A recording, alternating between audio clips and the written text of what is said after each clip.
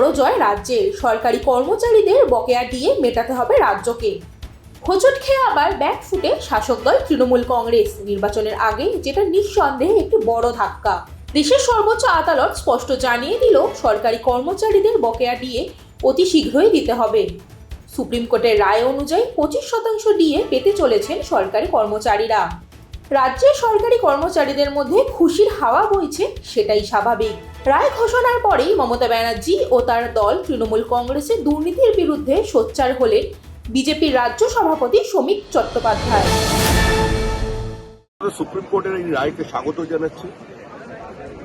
রাজ্য সরকার দীর্ঘদিন ধরে সরকারি কর্মচারীদের সঙ্গে, পেনশনভোগীদের সঙ্গে প্রতারণা করেছে এবং এখনো প্রতারণা চালিয়ে যাচ্ছে। কারণ এই সরকারটা খেলা মেলা উৎসবের সরকার, দান খয়রাতির সরকার, দেউলিয়ার সরকার। এই মুহূর্তে পশ্চিমবঙ্গে তৃণমূল সরকার বলে কিছু নেই। যেটা আছে সেটা লিভিং ফসিল, জীবন্ত জীবাশ্ম।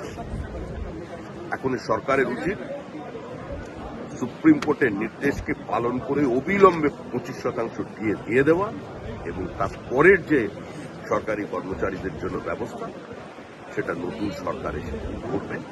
পশ্চিমবঙ্গ সরকারি কর্মচারীর এবং পেনশনভোগীরা তারা কেন্দ্রের হারে ইয়ে পাবেন নতুন সরকারের কাছ থেকে। কিন্তু এই 25% টাকা অবিলম্বে তৃণমূলকে দিতে হবে।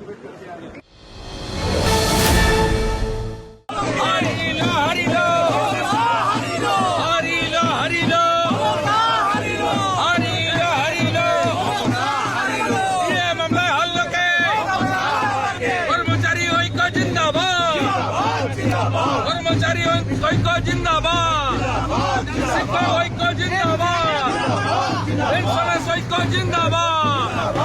হরিল হরিল হরিল হরিল হরিল হরিল।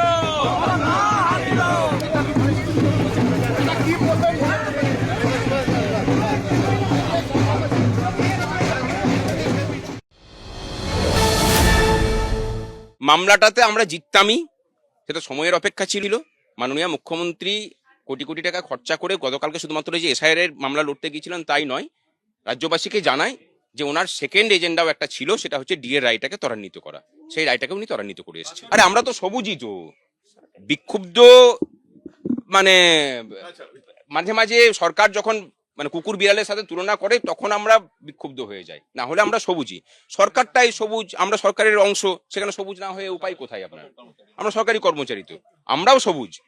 কিন্তু সমস্যাটা হচ্ছে যে উনি কোনো সময় লাল চশমা পরে আমাদেরকে দেখেন তখন লাল দেখেন, গেরুয়া চশমা পরে দেখেন তখন গেরুয়া দেখেন। যেভাবে উনি আমাদের 4 মাস ধরে আটকে থাকা রায়কে উনি গতকালকে গিয়ে সারাদিন তদবির করে ত্বরান্বিত করে নিয়ে এলেন, ওনার জন্য কোনো শব্দই এবং ধন্যবাদ যথেষ্ট নয়।